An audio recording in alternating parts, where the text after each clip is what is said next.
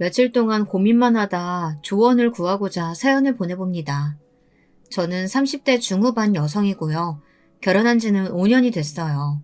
아직 아이는 없고요. 저는 원래도 아이를 낳을 생각이 별로 없었거든요. 그런데 요즘 남편이 자꾸 이제는 더 늦기 전에 아이를 가져야 하지 않겠냐며 졸라대는데 제가 어떤 결정을 내려야 할지 도무지 판단이 안 서서요. 여러분께서 제 이야기 들어보시고 저라면 어떻게 하실지 의견을 보태주셨으면 합니다. 어디서부터 이야기하면 좋을까요? 먼저 저희의 신혼생활부터 거슬러 가보는 것이 맞겠네요. 결혼 정년기에 두 남녀가 만나 저희는 제법 순조롭게 결혼 생활을 시작했어요. 특히 경제적으로 남부럽지 않은 출발을 할 수 있었는데요. 그 이유는 양가 부모님이 결혼할 때 금전적으로 지원을 많이 해주셨기 때문이에요.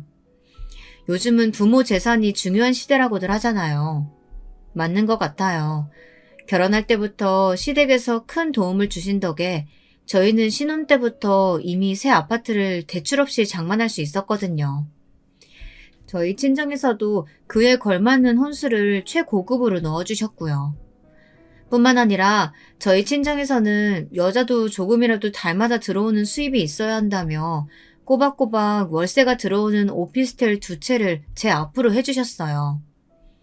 두 집안의 경제력이 차이가 나면 결혼 준비할 때 잡음이 많을 수밖에 없다고 하더라고요. 그런데 저희는 시댁이 일찍이 자수성가를, 저희 친정도 꽤 큰 사업을 하셔서 각종 부동산 재산도 많으시고 꾸준히 들어오는 월 수입도 많고 노후 준비도 확실히 해두셨어요. 그렇게 저희 부부는 아주 순조롭게 그리고 남부럽지 않은 출발을 할 수가 있었죠. 저도 재력 있는 시댁이 나쁘지 않았지만 남편은 정말 누가 봐도 티가 나게 저희 친정집에 돈이 많다는 걸 좋아했어요. 왜 여자들끼리 만나면 은근히 남편 자랑하잖아요. 요즘은 남자들도 그렇게 와이프 자랑들을 한대요. 남편도 마찬가지였어요. 친구들끼리 만나면 부인 전공이 뭔지, 대학은 어디 나왔는지, 직업은 뭔지 요즘은 그런 거 다 공유한다고 하더라고요. 와이프 연봉부터 시작해서 처가에서 이거 해줬다, 저거 받았다 이런 이야기들을 은근히 자랑하고 또 부러워들 한다네요. 한 번은 저희 결혼 전에 청첩장도 줄 겸 남편 친구들 모임에 제가 따라간 적이 있었거든요. 말로만 듣던 와이프 자랑 대회가 진짜 열리더라고요. 남편은 저한테도 친정이 부자라는 걸 얼마나 좋아하는 티를 냈는데요. 친정 아버지가 오피스텔을 양도해 주셨을 때는 어찌나 저를 그윽한 눈빛으로 쳐다보던지. 아빠가 오피스텔 양도해 주신다는 거 이번 주면 서류 마무리될 것 같아. 조만간 월세 내 통장으로 들어올 거야. 아버님께 감사하다고 말씀드렸지? 나도 내일 전화 한번 꼭 드릴게. 아버님이 외동딸 시집 보내려고 하시니까 든든히 이것저것 많이 해주시네. 정말 감사하고 당신한테도 너무 고마워. 우리 집에 아들 있었음 국물도 없었어. 딸만 있으니까 이런저런 지원 다 나한테 오는 거라고. 좋지? 나도 너무 좋아. 우리 매달 월세 들어오면 그걸로 뭐 할까? 적금 하나 더 넣을까? 아님 주식 괜찮은 거 알아볼까? 저도 막 유세를 부렸죠. 능력 있는 친정이 제 뒤에 딱 버티고 필요할 때마다 금전적으로 넉넉히 지원해 주시니까 얼마나 든든하던죠. 그러니까 여자에게 친정은 울타리고 백이란 말이 있나 봐요. 여자 팔자는 친정복이 8할 이상이라는 말도 있고요. 저도 아쉬울 것 없는 결혼이었기에 저는 결혼 전부터 남편과 공평하게 나누기로 한 게 있어요. 먼저 저와 남편은 모든 집안일들을 딱 반반으로 나눠서 하기로 했어요. 제가 직장을 다니진 않지만 월세로 들어오는 수입으로 따지면 맞벌이나 다름없으니까요. 요리, 청소, 빨래 등등 주기적으로 해야 하는 일들을 미리 담당을 정해 분담하기로 했죠. 명절이나 집안 행사 때에도 양가에 똑같이 하기로 했어요. 설날 때 시댁에 먼저 가면 추석에 친정에 먼저 가고, 어버이날 때 올해는 친정에 먼저 가면 내년에는 시댁에 먼저 가는 식으로요. 요즘 세상에 이게 당연하다고 생각했고 남편도 동의하고 잘 따라주었죠. 그런데 문제는 시어머니였어요. 시어머니는 무조건 남자는 하늘, 여자는 땅이어야 한다는 정말이지 옛날 마인드를 가지고 계셨거든요. 결혼한 지 얼마 안 돼요. 시부모님들께 식사 대접을 하겠다고 초대해서 저희 집에 들리신 적이 있었는데요. 그때 식사 준비를 남편이 했거든요. 그렇다고 제가 아무것도 안 한 것도 아니에요. 나름 옆에서 거들고 충분히 도왔는데 집에 오셨을 때 남편이 앞치마를 하고 부엌에서 나와 인사하는 걸 보시더니 엄청나게 정색을 하며 화를 내시는 거예요. 엄마 아빠 오셨어요? 길 많이 안 막히셨어요? 아니, 너 지금 뭐 하는 거냐? 네가 왜 앞치마를 메고 부엌에서 나와? 남편은 허둥지둥 앞치마를 벗으며 시어머니께 설명을 드렸는데 들을수록 더욱 역정을 내시더라고요. 글쎄 뭐라고 하는지 아세요? 요즘 젊은 사람들은 들으면 참 경악할 만한 발언들을 하셨습니다.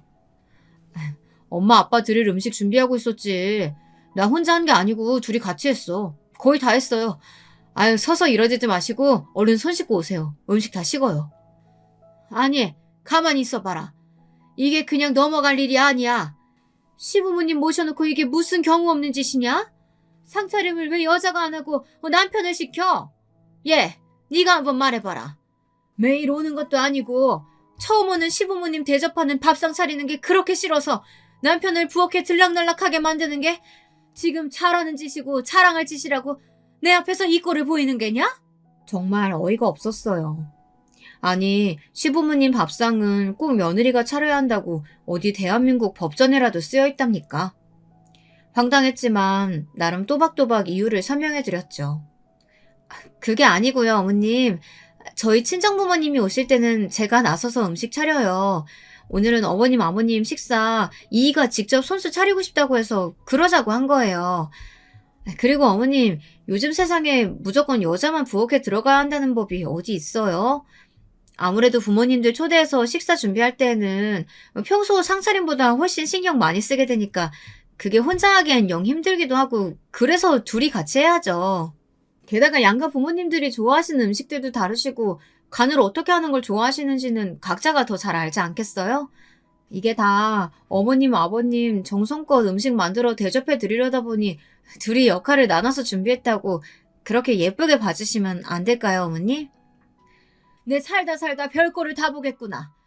아무리 세상이 변하고 요즘 젊은 사람들이 어떻게 생각하는지는 모르겠지만 나한테 있어서는 절대 있어서는 안 되는 일이야.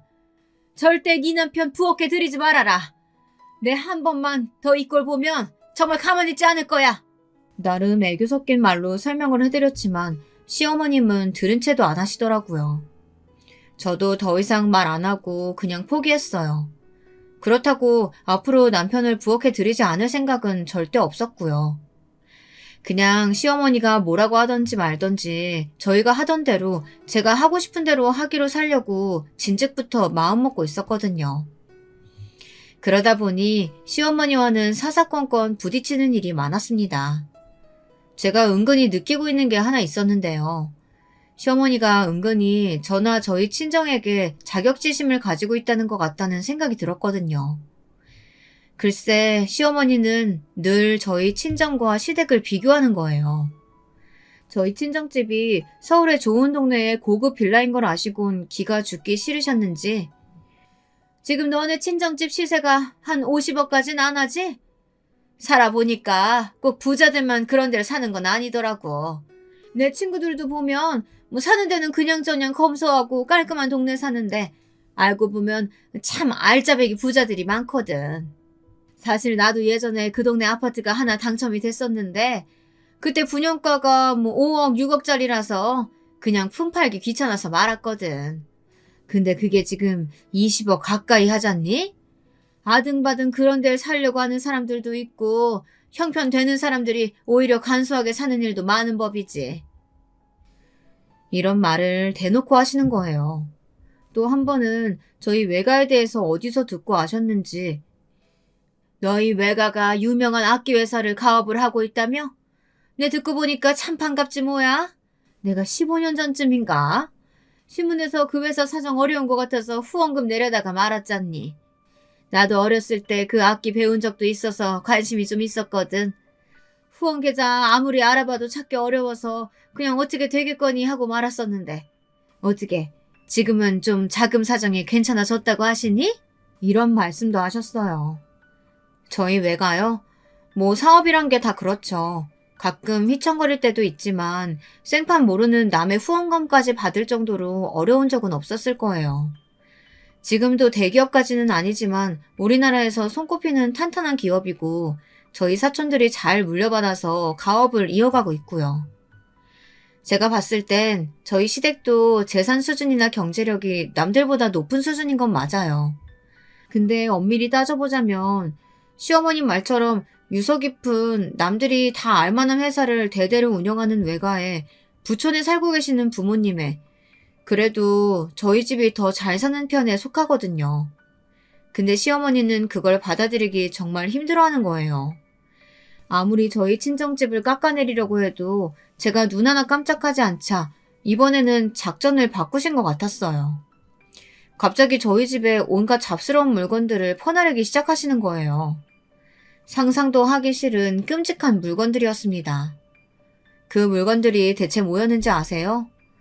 저도 시어머니가 저희 집 초인종을 누를 때마다 그것도 싫었는데 문을 열어드렸을 때 시어머니 손에 들린 물건들을 볼 때마다 정말 진전머리가 쳐지더라고요.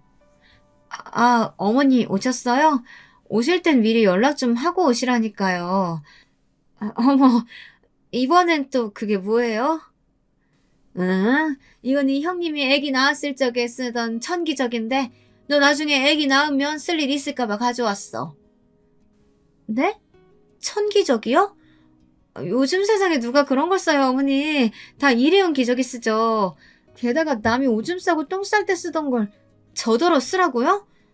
아니, 다 떠나서 어머님, 저 아직 임신도 안 했거든요? 당분간 계획도 없고요. 도로 가져가세요. 제가 기함을 하며 천기저귀를 못 본 걸 본 취급을 하자 시어머니가 방방 뛰시더라고요. 예, 그 일회용 기저귀란 게 얼마나 환경오르문 덩어리인데 건강에 안 좋아. 그걸 갓 태어난 애기 살갗에 갖다 대니? 난 내 핏줄들이 그런 환경에서 자라게 하고 싶지 않다. 그리고 이거 다 네 형님이 3번 넘게 깨끗이 삶은 거야. 오늘도 내가 오기 전에 한 번 더 삶으라고 해서 그렇게 힘들게 준비해둔 건데.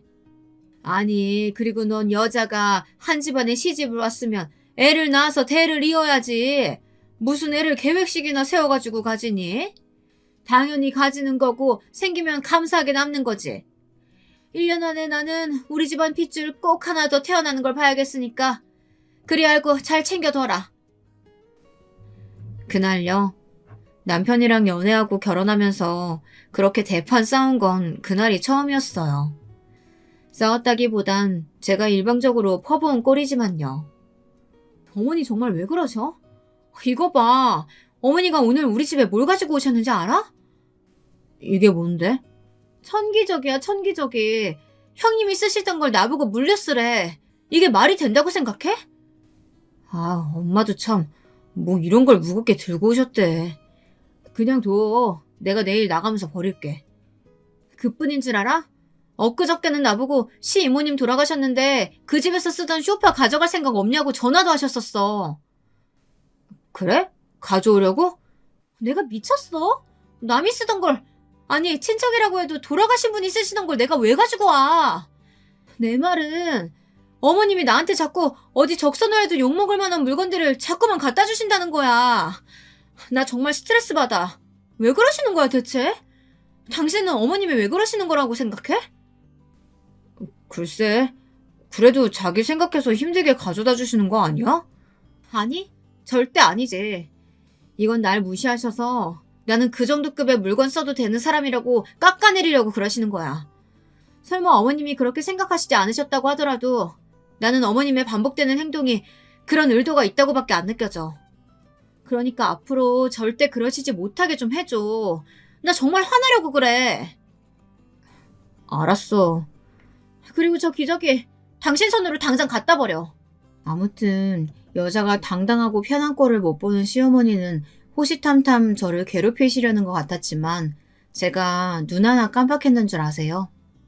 어머니 앞에서나 남편 앞에서나 제 입장을 똑부러지게 전달했더니 남편은 중간에서 어쩔 줄 몰라 했고 시어머니는 점점 더 저를 못마땅해 하기 시작했습니다. 추석 때의 일이었어요.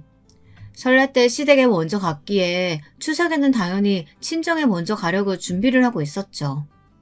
그런데 시어머니가 아침부터 전화를 하신 거예요. 예, 제사 지내려면 빨리 음식 준비해야 되는데 왜 아직도 코빼기를 안 비추니? 지금 시간이 몇 시인데? 네? 어머님 못 들으셨어요? 저희 이번 명절에는 친정부터 가기로 했어요. 뭐? 그게 무슨 소리야? 넌 출가 외인이고 이제 우리 집안 사람이야. 명절 때 친정 문턱도 못 밟던 시대가 있었다. 근데 어딜 먼저 간다고? 그게 지금 말이 되는 소리냐? 왜 말이 안 돼요? 저도 명절 때면 저희 엄마 아빠 보고 싶어요, 어머님. 저번에는 늦게 가니까 저희 이모, 고모, 사촌들까지 다 갖고 없어서 아쉽더라고요. 어머, 벌써 시간이 이렇게 됐네요. 저희 더 늦으면 차 막혀서 안 돼요. 그럼 어머님, 이만 끊을게요. 후다닥 전화를 끊어버렸더니 아주 받을 때까지 전화를 하시더라고요. 남편에게 계속 휴대전화를 주워버리고 제가 직접 운전을 해 친정으로 향했습니다. 보조석에 앉은 남편은 안절부절 하더라고요. 아, 어쩌지. 엄마가 계속 전화를 하네. 그러게, 명절 때 번갈아 가기로 했다고 왜 말씀 안 드렸어? 분명 이렇게 난리를 치실 게 뻔해서. 아무튼 난 몰라. 자기가 알아서 해. 모레 갈 때도 이렇게 화내시면 어떡해. 나 너무 무서워. 계속 이러시면 나 그냥 안 갈래. 그렇게 추석 때는 저희 친정에 가서 3박 4일을 실컷 놀다 오고 시댁에는 코빼기도 안 비쳤어요. 그랬더니 시어머니는 바짝 약이 오르신 것 같더라고요. 그러고 한 2주가 지났나요? 시어머니가 아주 급한 일이 생긴 것처럼 시댁으로 오라고 호출을 하셔서 얼른 가봤죠. 근데 어떤 일이 있었는지 아세요? 제 입으로는 도저히 창피해서 친구들에게는 말도 못할 것들인데요. 아무래도 초장의 며느리 길을 잡아야겠다는 생각이 드셨는지 김장 때도 아닌데 김치거리를 어디서 한 무더기를 사오셨더라고요. 그뿐인 줄 아세요? 집은 죄 엉망으로 만들어 놓고 빨랫감으로 덥지도 않은 이불을 산더미같이 쌓아놓으셨고요. 그 이유가 다 뭐겠어요. 유치하게도 그걸 다 저에게 일을 시켜서 제 기를 죽이려는 거 아니겠어요? 어머, 어머님, 이게 다 뭐예요?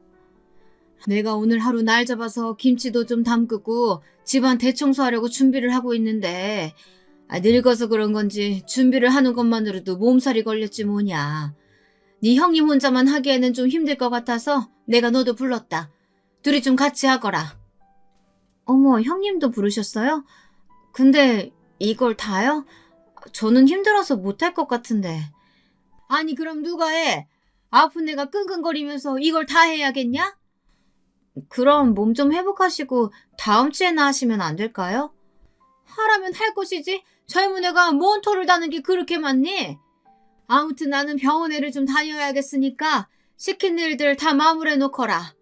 아, 김치는 조금씩 골고루 담아봐라.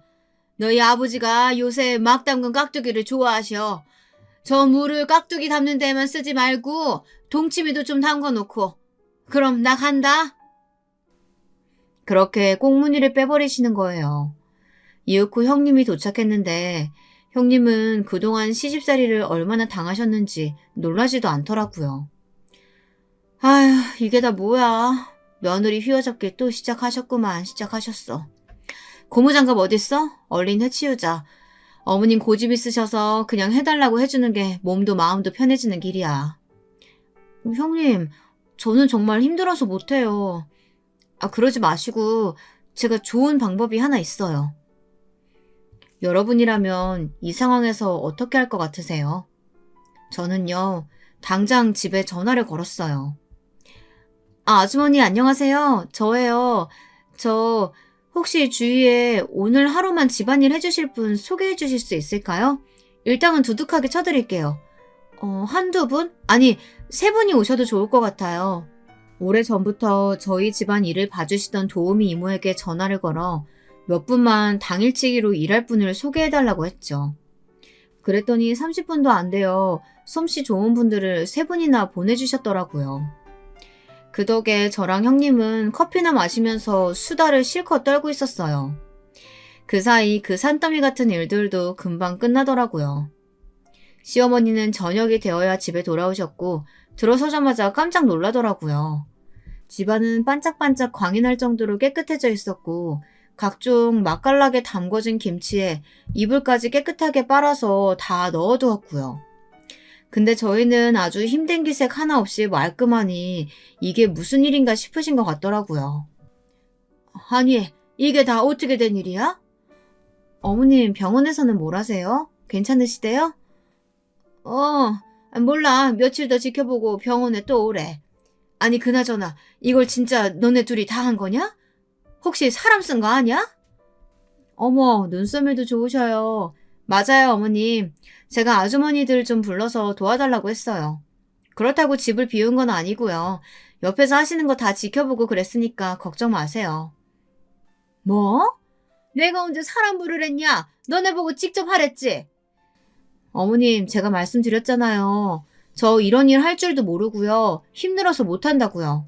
어쨌든 다 깔끔하게 마무리됐으니까 된 거 아니에요? 사실 제가 어머니의 이런 성향을 몰랐던 건 아니에요. 결혼 전에 놀러 오라고 하셔서 몇 번 놀러 간 적이 있었거든요. 가끔 형네 부부도 함께 초대해서 식사한 적이 몇 번 있었는데 시어머니가 묘하게 아니 대놓고 형님을 며느리로서 대접하는 것이 아닌 무시하고 하대하는 듯한 발언을 많이 하시더라고요. 그때 직감했죠. 아, 어머님한테 잘못 걸리면 시집살이를 단단히 하겠구나 하고요. 예, 이게 상 다 차린 거니? 찌개는 없어? 네?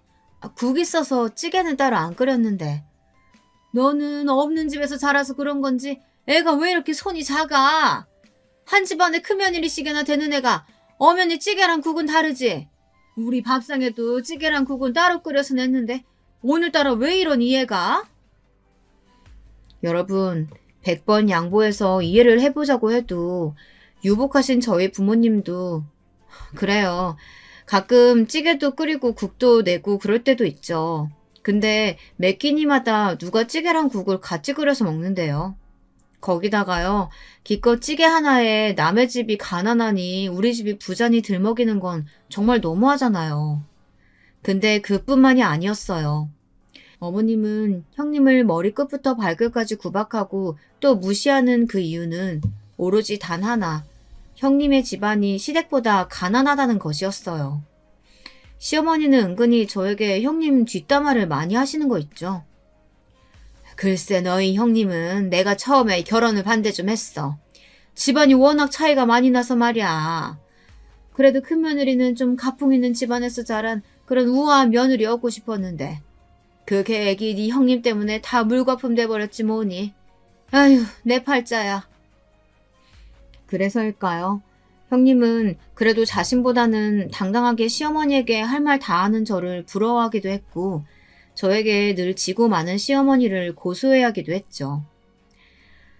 나는 어머님이 말을 저렇게 하셔도 결혼할 때 집도 해주시고 애들 학원비며 이것저것 금전적으로 도와주시는 게 많으니까 뭐 찍소리도 못하지 뭐. 그리고 아버님 회사도 언젠가 애들 아빠가 물려받아야 될 텐데 아버님 성격에 수틀리면 국물도 없는 거 알지? 그러니 어쩌겠어. 내가 설설 기는 수밖에. 그런데 동서는 가끔 보면 참 당당하게 할 말 다 해서 가끔 내 속이 다 시원하다니까. 어머님 당황해하시는 모습 보면 대리만족이랄까. 뭐 그런 게 느껴지기도 하고. 근데 어머님도 참 심보가 고약하신 게 가난한 집에서 시집왔다는 죄로 나를 그렇게 무시하셔서 부잣집 딸은 함부로 못 대할 줄 알았더니 그것도 아니네. 그렇게 형님이 보기에도 저와 시어머니의 갈등은 나날이 깊어지고 있었죠. 그러던 어느 날이었어요. 남편이 그렇게 타고 싶다고 노래를 부르던 차가 있었거든요. 마침 남편 생일이 다가오니 그 틈을 타 남편이 엄청나게 저를 조르는 거예요. 지금 타는 차는 어머님 드리고 우리는 새 차를 사서 타자고 말이에요. 아, 여보, 그 차가 이번에 새로 출시하면서 인기가 엄청 많아졌다니까? 지금 예약 안 하면 차 나올 때까지 적어도 1년은 기다려야 된대. 다음 주에 내 생일이잖아. 생일 선물로 그 차 사면 안 돼? 마침 엄마가 차 사는데 돈 좀 보태줄 수 있다고 했어. 어머님이 차 사는데 돈을 보태주신대? 이번에 갯돈 타는 것도 있고 아빠랑 형 몰래 나 준다고 했어. 대신 내가 타던 차 엄마 달래. 엄마가 탄다고. 좋아. 나도 그 차 타보고 싶긴 했어. 대신 한 가지 조건이 있어. 그동안 자기가 어머님 앞에서 무조건 내 편 들어주고 내가 하자는 대로 다 잘해줘서 큰맘 먹고 허락하는 거라는 것만 알아도. 앞으로 더 잘해라. 정말? 와, 너무 고마워 여보. 난 정말 장가 잘 간 놈이야. 보셨죠? 저희는 이렇게나 사이가 좋은 부부였습니다. 둘 사이는 정말 아무런 문제가 없었다니까요.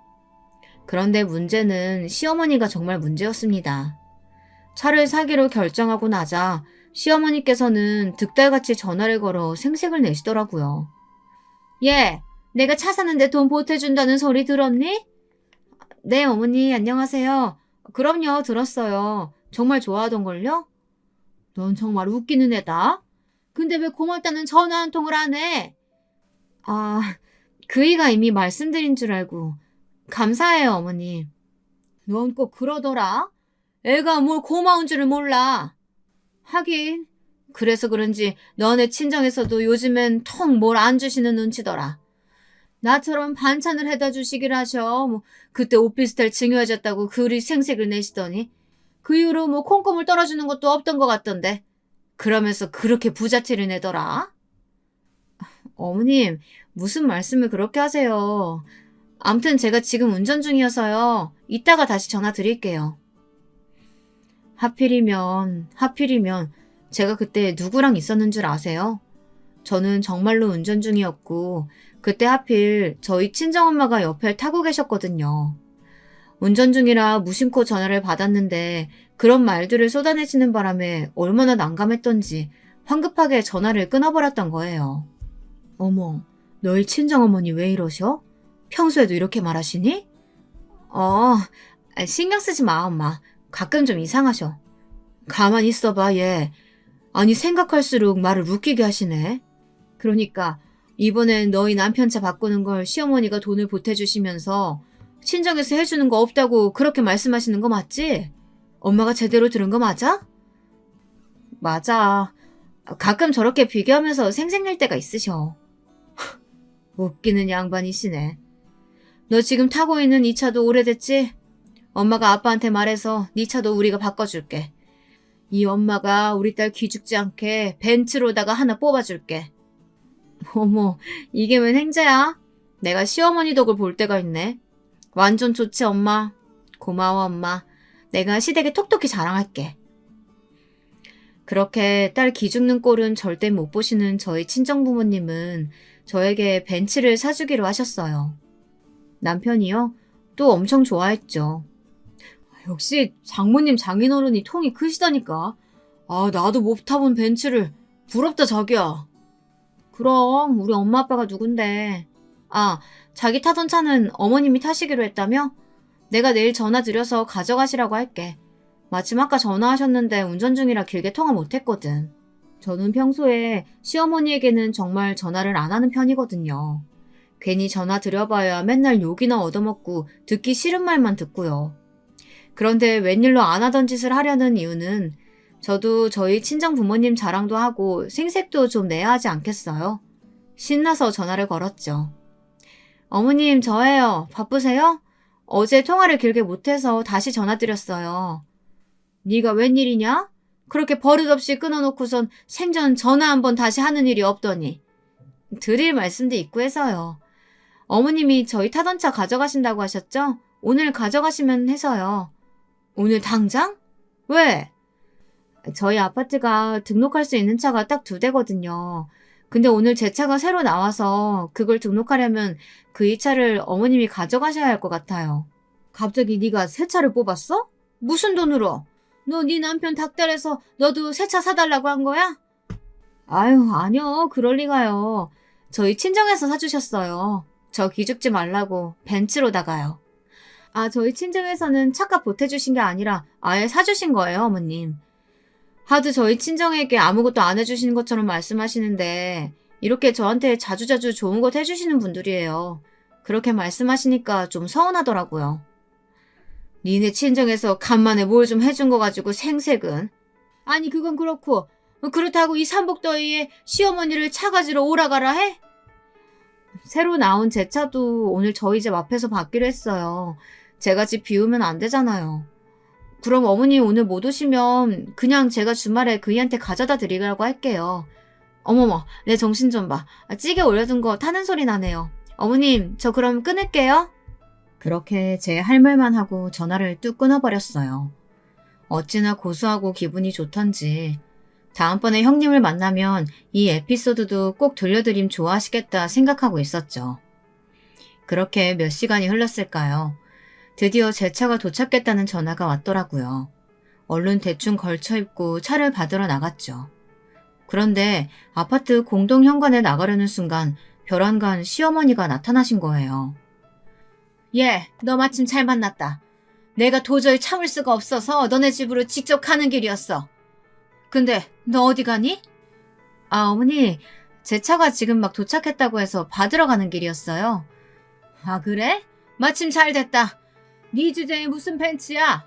여자가 남자보다 좋은 차 탄다는 게 말이 되니?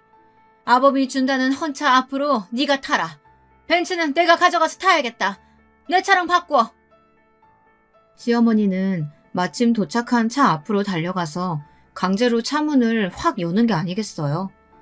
그런데 그 순간 시어머니는 기야말 광경에 그 자리에서 개거품을 물고 쓰러지고 말았습니다.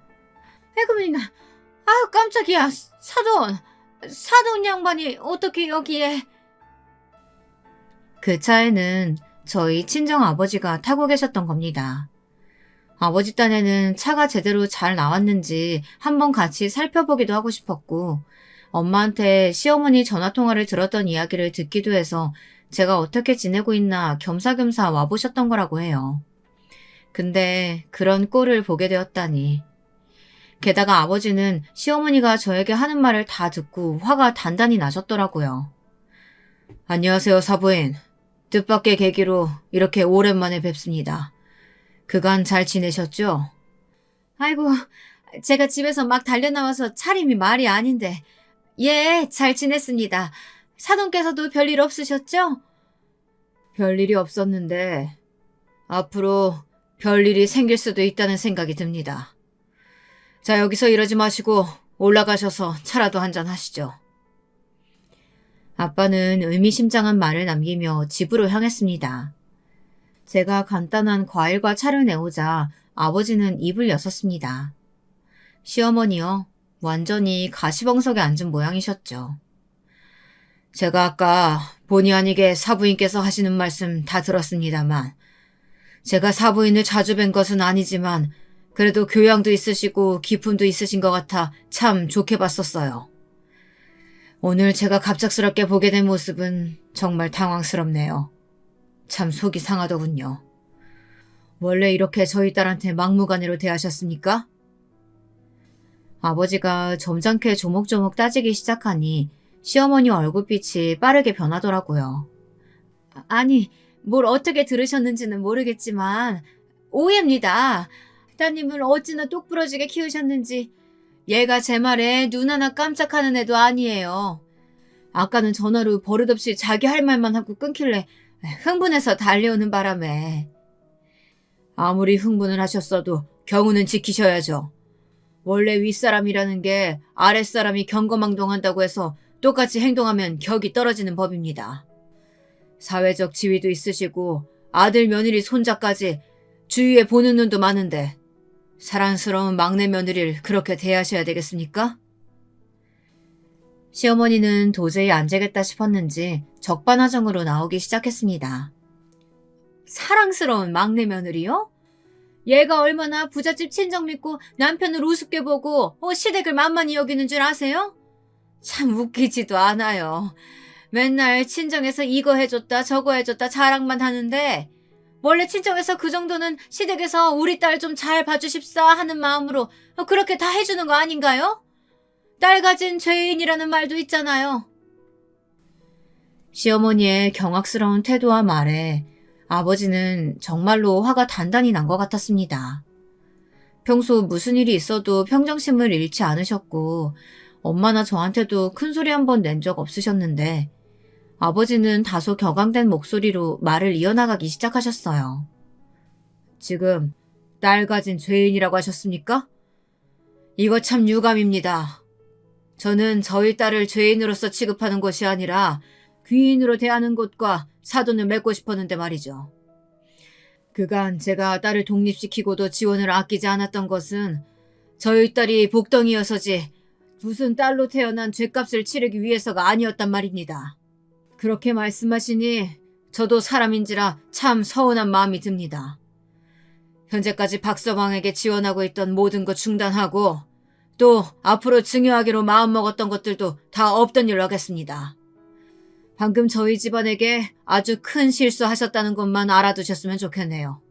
이제 나눌 대화 다 나눈 것 같으니까 댁으로 가시죠. 저는 제 딸에게 사부인이 또 무슨 막말을 할지 모르니 사부인이 먼저 가시는 것을 제 눈으로 봐야 안심하고 돌아갈 것 같습니다. 어서 가시죠. 그렇게 시어머니는 쫓겨나듯이 저희 집에서 나갔고 그제서야 아빠도 집으로 가셨습니다. 아빠에게 잘 사는 모습만 보여도 모자랄 판에 이런 모습을 보였다는 것이 너무도 속상했습니다. 눈물이 다 나더군요. 그렇게 화도 냈다가 울기도 했다가 하면서 마음을 추스리고 있는데 남편이 놀란 얼굴로 헐레벌떡 집으로 뛰어들어오는 게 아니겠어요? 퇴근할 시간도 아닌데 말이에요. 여보 괜찮아? 이게 무슨 일이야? 울었어? 당신이 이 시간에 웬일이야? 조퇴한 거야? 장인어른 연락받고 당신 걱정돼서 일이 손에 잡혀야지. 급한 일 있다고 대충 얘기하고 조퇴하고 왔어. 무슨 일이야? 엄마가 대체 또 무슨 일을 하신 거야? 남편 말을 들으니 더 서러운 거예요.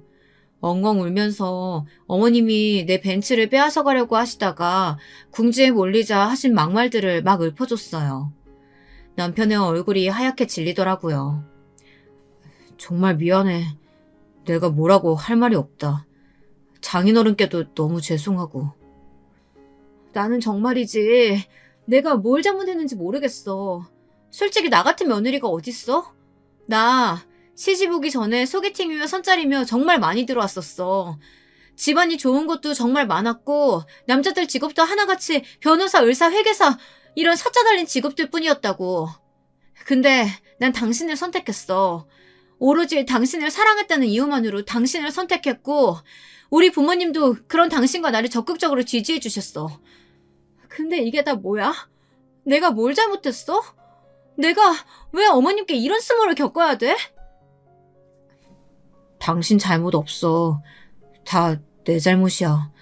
내가 내일 모든 거 다 수습해볼게.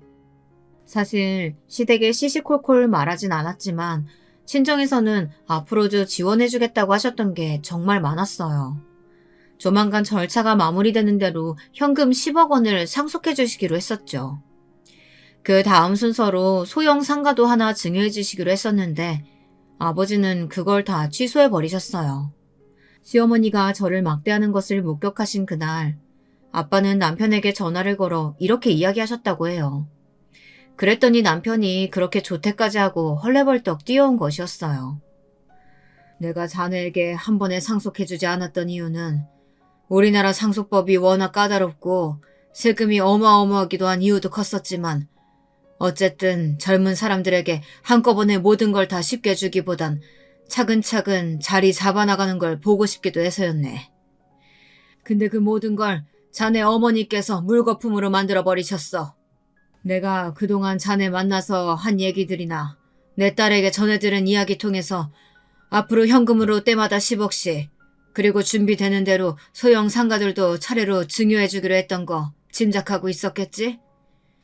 그것들을 다 없던 일로 하겠네. 자네 어머님 말도 일리가 있어. 이게 다 내가 덕이 부족해서 벌어진 일이라는 생각이 들어. 내 안 그래도 평생 벌어온 것에 비하면 사회에 환원하거나 봉사한 일이 적었다고 생각했는데 그 때문에 내가 좋은 사돈을 만나지 못한 건지 내 이참에 자네에게 주려고 했던 재산들 모두 재단에 기부할 생각이네. 좋은 일에 쓰는 거니 너무 섭섭해하지 말게. 여러분은 결혼을 하셨는데 상대방 집안에서 10년 주기로 몇 억씩 혹은 소형 상가며 오페스탈이며 차근차근 증여를 해준다고 하면 어떤 기분이 드시겠어요? 그게 눈앞에 있었는데 한순간의 꿈처럼 사라져 버린다면요. 저희 남편이 딱 그 꼴이었어요. 남편은 너무도 아쉽고 속이 쓰린 나머지 밤에 잠도 잘 못 자더라고요. 그러더니 급기야 시어머니에게 달려가서 마구 따지기라도 한 모양이더라고요. 엄마, 대체 왜 그래? 엄마가 한 엄청난 일 때문에 아버님이 얼마나 단단히 화나셨는지 알아? 이런 배알도 없는 놈? 아무리 마누라가 좋고 예쁘다고 해도 엄마한테 이러는 건 아니지? 엄마도 그날 얼마나 험한 꼴 당하고 왔는지 알아? 글쎄, 쓸데없는 얘기 다 필요 없고 엄마 아들이 지금 엄마 때문에 얼마나 큰 손해를 받는지 알기나 하냐고. 아버님이 당장 10억 원 증여해 주신다고 했는데 다 취소해버리셨어. 그뿐인 줄 알아? 소형 상가도 하나 해주시기로 했었다고.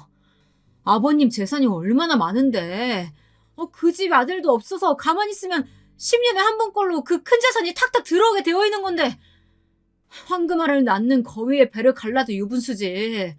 엄마가 지금 얼마나 엄청난 일을 했는지 아냐고. 생각보다 어마무시한 저희 친정의 재력과 그게 다 자기 아들 앞으로 돌아올 수순만 남았던 상황이라는 말을 듣고 시어머니는 따지고 들기 시작했습니다.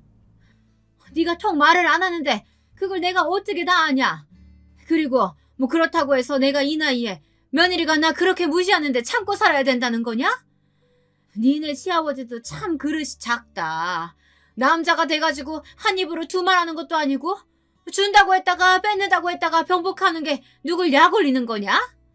그럼 그 큰 돈 자식 물려주지. 뭐 자식 안 물려주고 다 어디다 쓴다는 거야?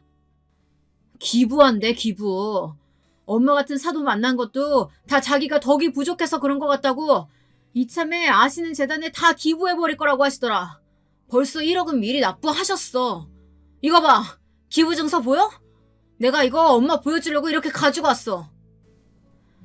시어머니요. 정말 욕심도 많으시지. 세상에 그 기부 증서를 보자마자 대성통곡을 하시더래요. 세상에, 진짜로 네가 아까운 돈을 다 기부했단 말이야? 아이고 내 돈, 아이고 내 돈. 참나 정말 웃기지도 않죠. 설사 그 돈이 별탈 없이 온전히 아들 앞으로 증여가 됐다고 해도 그게 왜 자기 돈이라고 땅을 치며 후회하는 건지요. 돈 많은 며느리의 돈은 돈대로 쏙 빨아먹고 싶고 종처럼 하대하고 부려먹고 싶은 심보는 정말 못된 거 아닌가요? 남편도 그런 시어머니의 태도에 기가 막힌 것 같았습니다. 난 몰라. 엄마가 저지른 짓이니까 엄마가 수습해. 나는 장인어른이 주신다는 돈 꼭 물려받고 싶어. 그러니까 엄마가 장인어른한테 가서 사과를 하던 빌던 모든 걸 없었던 일로 하게 해줘. 남편은 그 후로 정말로 어머님이 전화를 해도 받지 않고 시댁의 발길을 뚝 끊어버렸습니다. 그러자 시어머니가 결국엔 저를 찾아오시기 시작했습니다. 저는 정말 시어머니를 다신 보고 싶지 않았어요. 한참을 초인종을 누르시고 문을 두드려도 열어드리지 않았죠. 그렇게 한 달쯤 됐을까. 그날도 어김없이 집 앞에 찾아오셨는데 그날은 고민이 되더라고요.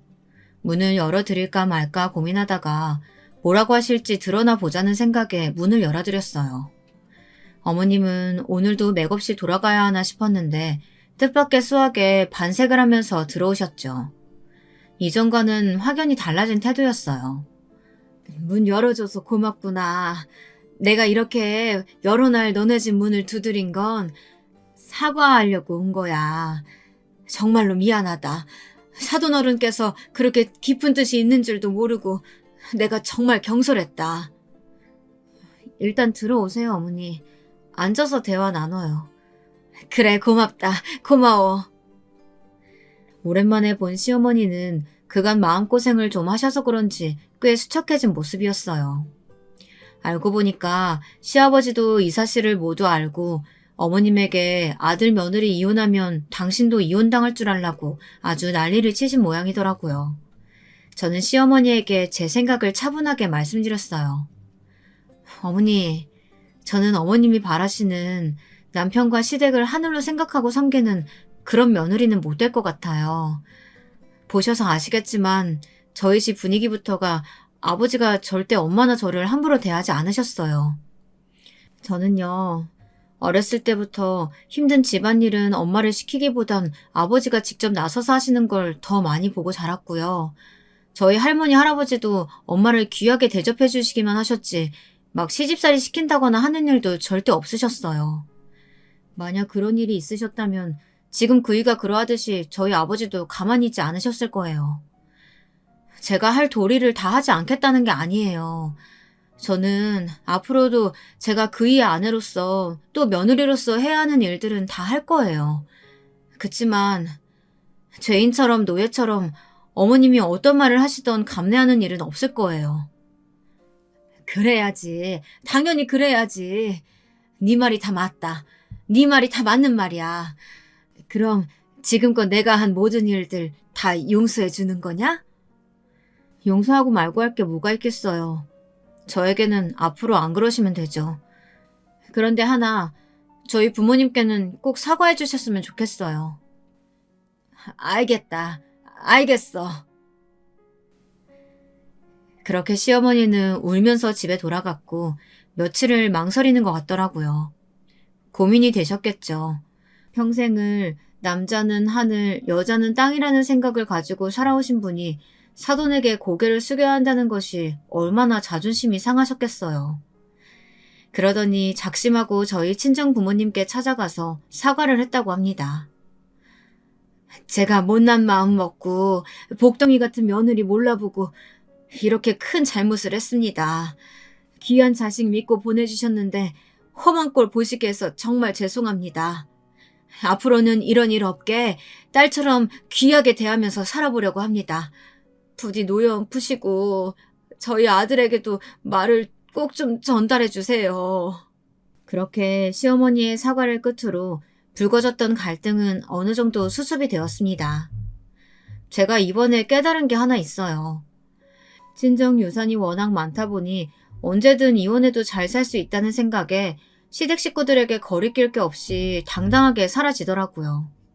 그렇다고 친정이 가난하다고 주눅들거나 당당하지 못하게 살아야 한다는 말은 아니에요. 어쨌거나 다들 누울 자리 보고 다리를 뻗으라고 약한 사람만 골라 못되게 갑질하는 사람들에게는 그 배로다가 강하게 나가면 절대 함부로 대하지 못한다는 이야기를 하고 싶은 거예요. 그게 다 인품과 인격으로 드러나는 거 아니겠어요? 어른으로서 먼저 베풀고 보듬고 잘 대해줘야 아랫사람들도 우러러보고 따르는 법이죠. 지금도 보면요. 저희 남편은 시어머니와 시아버지에게보단 저희 엄마 아빠에게 더 잘해요. 누군 그러대요. 다 친정 돈 바라보고 그런 거 아니냐고요. 아무렴 어때요? 어쨌거나 길지도 않은 인생 앞으로 잘해드리면 그만이죠.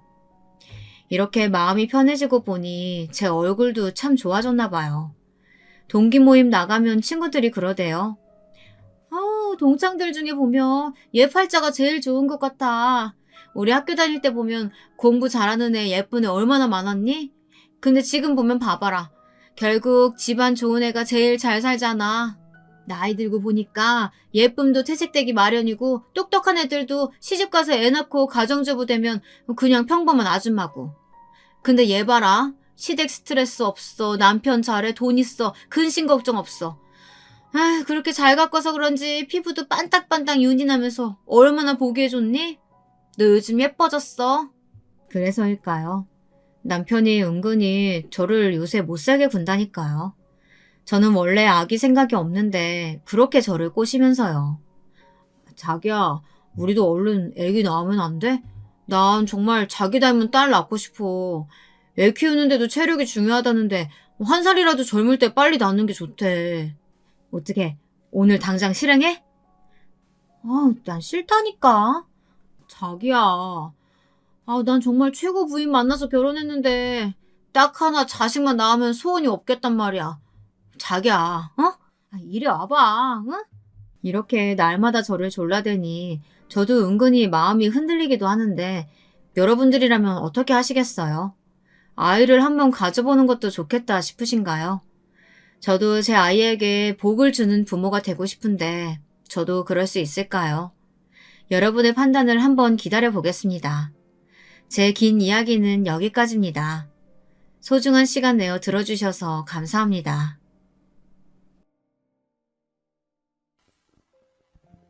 안녕하세요.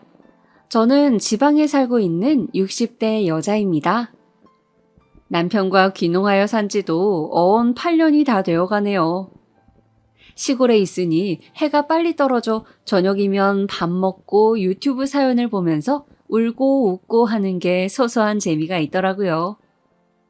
그러던 중 얼마 전 저에게도 특별한 일이 일어나서 많은 분들께 들려드리고 싶어 사연을 보내게 되었습니다.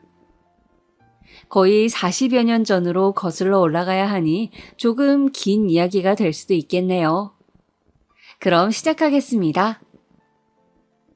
평범한 외모에 수더분한 성격을 가진 남편과는 선을 봐서 결혼하게 됐습니다. 아는 지인분이 부자는 아니지만 정말 착하고 성실한 남자가 있다며 한번 만나보라고 해서 만났던 게 바로 지금의 남편이었습니다. 남편은 20대 초반에 부모님이 모두 돌아가셔서 나이 차이 많은 어린 여동생을 아빠처럼 키워가며 열심히 살아온 사람이더라고요. 20대 시절부터 힘든 일도 마다하지 않고 성실하게 살아온 그 모습이 마음에 들었습니다. 저 역시 부모님을 일찍 여의어 친척 손에 컸는데 이런 남자라면 인생의 동반자로서 남은 인생을 서로 의지하며 함께 걸어봐도 되겠다는 생각이 들어서 결혼하게 되었습니다. 남편과 결혼하면서 저에게는 소중한 식구가 하나 더 생겼어요. 우리 신우이, 남편보다 11살이나 어린 귀여운 늦둥이였죠. 제가 남편과 결혼할 당시에만 해도 아가씨는 아직 풋풋한 중학생이었어요. 이 어린 것을 따로 떼어놓을 순 없어서 결혼 후에도 셋이서 함께 살았습니다. 아가씨랑 같이 살면서 불편하지 않았냐고요? 전혀요. 아가씨는 부모님을 일찍 여의어서 그런지 몰라도 나이에 비해서 어른스럽고 싹싹했습니다. 항상 저에게 언니 언니 하고 따르며 혹시 제가 힘들까 집안일 하나라도 더 도와주려 하고 항상 이쁨 받을 짓만 했습니다. 형제 자매가 없었던 저는 아가씨가 마치 친동생인 것처럼 느껴졌습니다. 아가씨가 먹고 싶어 하는 것은 하나라도 더 해주고 싶고 예쁜 옷도 입혀주고 싶고 그랬어요. 우리 형편에 많은 것을 해줄 순 없었지만 그래도 최대한 아가씨를 남부럽지 않게 키워서 좋은 집에 시집 보내고 싶었습니다. 남편과의 결혼 생활은 아가씨 덕분에 더 행복했던 것 같아요. 남편이 일 때문에 바빠서 아가씨랑 보내는 시간이 더 많았습니다. 둘이 장도 보러 다니고 투닥거리며 같이 요리도 만들고 남편이 출장을 가서 집에 안 들어오는 날에는 아가씨랑 나란히 누워 밤새도록 수다를 떨기도 했어요. 아가씨는 저에게 있어서 가장 친한 친구이자 동생이자 딸이었습니다. 이런 아가씨가 어느 날 그 예쁜 눈을 반짝이며 저에게 말하더군요. 언니, 우리 오빠랑 결혼해줘서 너무 고마워요. 언니가 내 새언니라서 정말 행복해요. 저는 아가씨의 손을 꼭 잡고 나도 그렇다고 말해주었어요. 아가씨는 촉촉해진 눈으로 미소를 지었습니다. 그렇게 또 우리의 밤샘 수다는 계속되었죠. 그렇게 남편과 아가씨와의 생활은 하루하루 즐겁게 흘러갔습니다. 몇 년이 흘러 아가씨가 고등학교를 졸업하고 바로 공장에 취직해서 첫 월급으로 우리 부부의 내복을 사왔을 때에는 정말이지 눈물 한 바가지를 흘렸습니다. 너무 감동이었어요. 이 어린 아가씨가 벌써 자라서 이렇게 훌륭한 사회인이 되었구나 하는 생각에 정말 감정이 벅차올랐습니다. 아가씨는 그동안 본인을 친동생처럼 친딸처럼 보살펴 주어서 너무 감사하다며 저에게 큰 절을 올렸습니다. 저는 아가씨를 꼭 안아주었고 남편은 흐뭇한 표정으로 제 등을 토닥여 주었어요. 며칠 뒤 아가씨는 이제 이번 달부터는 공장 기숙사에서 살기로 했다며 이제 스스로 독립해보겠다고 밝은 얼굴로 이야기했습니다. 저는 혹시 가서 부족한 거라도 있을까봐 이것저것 필요한 생필품을 챙겨주다 보니 짐이 한보따리가 되더군요. 남편과 같이 아가씨를 회사 기숙사에 데려다주고 오는 길에 그 허전한 마음은 이루 말할 수가 없었습니다. 아가씨가 가고 텅 빈 집에 돌아오니 쓸쓸한 마음이 들었습니다. 남편과 저는 텅 빈 집 소파에 앉아 한참 동안 서로 말이 없었습니다. 여보, 아가씨 말이야. 우리 없이도 혼자 잘할 수 있겠지? 그래, 걱정 마. 당신이 미선이 친동생처럼 잘 키웠잖아. 내가 정말 고마워, 여보. 당신 같은 여자는 정말 없을 거야. 제 손을 맞잡고 사랑스러운 눈길을 보내던 남편의 눈가가 이미 촉촉하게 젖어 있었습니다. 아가씨가 기숙사에 들어가게 되면서 남편과 처음으로 둘이 지내게 되었습니다. 남편과 결혼한 지 5년이 다 되어가지만 아이가 없었던 저는 아가씨가 나간 후 아이를 가져보려고 수많은 노력을 했습니다. 여기저기 병원도 다녀보고 유명하다는 점집도 다녀보고 했지만 안타깝게도 아이가 찾아오지 않았습니다. 주변에 아이를 한둘씩 낳고 예쁘게 키우는 사람들을 보면 너무 부러웠습니다. 임신을 시도한 지 몇 년이 지나자 자연스럽게 포기가 되더군요. 역시 안 되는 건 안 되나 보다. 내 인생에 자식복은 없나 보다 하고 생각했습니다. 그러던 중 오랜만에 아가씨한테서 연락이 왔습니다. 최근 몇 달간 일이 바빠졌다면서 연락이 뜸했었거든요. 아가씨는 중요하게 할 말이 있다며 주말에 집에 찾아오겠다고 했습니다. 저는 중요하게 할 말이 무엇인지는 생각도 못한 채 오랜만에 아가씨가 온다는 사실에 신나서 잡채며 갈비찜이며 아가씨가 좋아하는 음식 준비에 정신이 없었습니다. 남편도 들떠서는 여기저기 쓸고 닦고 집안 대청소를 하더라고요. 주말 점심때 약속한 시간에 맞춰서 아가씨가 집에 도착했습니다. 손에 커다란 과일 바구니를 들고요. 저는 반갑게 달려가서 아가씨의 손을 붙잡고 그동안 별일은 없었는지 물었습니다. 아가씨는 그 예쁜 눈으로 저를 한번 쳐다보더니 중요하게 할 얘기가 있다며 갑자기 누군가를 불렀습니다. 오빠 들어와 인사드려. 안녕하십니까? 처음 뵙겠습니다. 저는 미선이 남자친구입니다. 저는 놀란 표정으로 아가씨를 바라봤습니다. 아가씨는 거실로 가서 이야기를 하자고 하더군요. 저는 아가씨의 남자친구에게 집으로 들어오라고 한 뒤 거실에 다 같이 앉았습니다.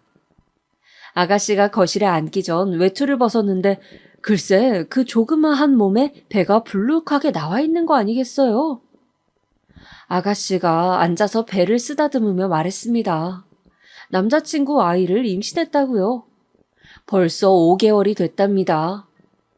아가씨의 남자친구는 무릎을 꿇고 본인이 미선이를 책임지겠다며 결혼을 허락해달라고 부탁했습니다. 아가씨에게 남자친구가 있다는 말도 처음 듣는데 임신을 했다니요? 저와 남편은 놀란 가슴을 겨우 쓸어내리고 남자친구에게 잠시 나가 있으라고 한 뒤 아가씨와 대화를 했습니다. 제가 말을 꺼내기도 전에 아가씨가 먼저 입을 떼더군요. 오빠, 언니, 죄송해요. 미리 말씀드렸어야 됐는데 무서워서 차마 말을 꺼낼 수 없었어요. 제 남편감은 언니가 꼭 골라주겠다고 약속도 하셨는데 이렇게 돼서 정말 죄송해요. 고개를 푹 숙이고 풀죽은 목소리로 얘기하는 아가씨를 보자 저는 이 어린 것이 그동안 얼마나 혼자 속으로 힘들었을까 하는 생각에 마음이 아팠습니다. 또 한편으로는 눈에 넣어도 아프지 않을 만큼 예쁜 아가씨를 이렇게 꽃다운 나이에 임신시켜 데려가겠다고 하는 저 남자친구가 얄미웠습니다. 아가씨만은 정말 제가 잘 알아봐서 좋은 남자로 고르고 골라 시집 보내고 싶었는데 아가씨는 남자친구가 정말 좋은 사람이라며 걱정 말라고 저와 남편을 설득했습니다. 저도 아가씨가 고른 남자니 믿어봐야겠다고 생각하고 남편과 상의하에 결혼을 허락했습니다. 아가씨는 결혼식은 나중으로 미루고 일단 혼인신고만 하고 결혼 생활을 시작했습니다. 이미 배가 많이 불러 있었기 때문에 그럴 수밖에 없었어요. 그렇게 아가씨는 조그마한 신혼집에서 무난한 결혼 생활을 하게 되었고 금방 시간이 흘러 쌍둥이를 출산했습니다. 첫째가 남자아이, 둘째가 여자아이, 이렇게 일란성 쌍둥이였습니다. 제가 낳은 아이는 아니었지만 그 조그마한 발가락이 꼼지락거리는 걸 보면 마음이 행복으로 충만해졌습니다. 아이들이 아가씨를 닮아서 그런지 동그란 눈망울에 조그마한 코가 너무 귀엽고 예뻤습니다. 아이들이 100일이 되기 전쯤 김서방이 일이 바빠서 집에 못 들어오는 날이 많다며 아가씨가 당분간 아이들이 어느 정도 클 때까지는 저희 집에서 살기로 하고 어린 쌍둥이를 데리고 돌아왔습니다. 아가씨와 쌍둥이까지 함께하는 생활은 행복 그 자체였습니다. 아가씨는 비록 결혼해서 애엄마가 되었지만 예전에 그 맑고 순수한 마음만큼은 그대로였습니다. 아이들도 엄마를 닮아서 어쩌면 이렇게 순한 아기가 있나 싶을 정도였습니다. 남편도 퇴근하고 오면 아이들 옆에 찰싹 붙어서 까꿍하고 놀아주며 얼굴에 웃음이 떠나지 않았습니다. 저도 아이들 이유식을 만들어줄 때나 목욕을 시킬 때면 힘들다는 생각은 하나도 들지 않고 그저 소중한 유리구슬처럼 혹시라도 깨질까 다칠까 노심초사하며 정성으로 돌봤습니다.